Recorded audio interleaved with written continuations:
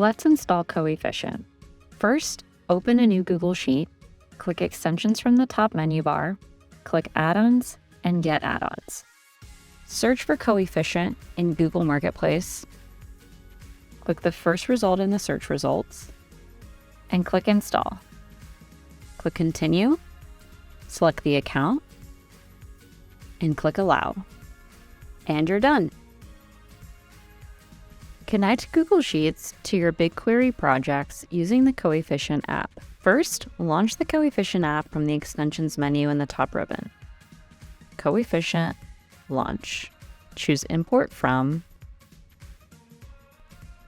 Add Connection, find BigQuery in the Coefficient side window and click Connect.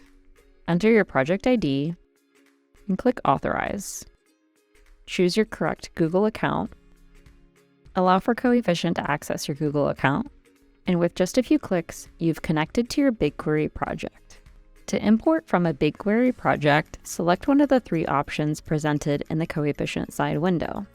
I'll choose from Tables and Columns.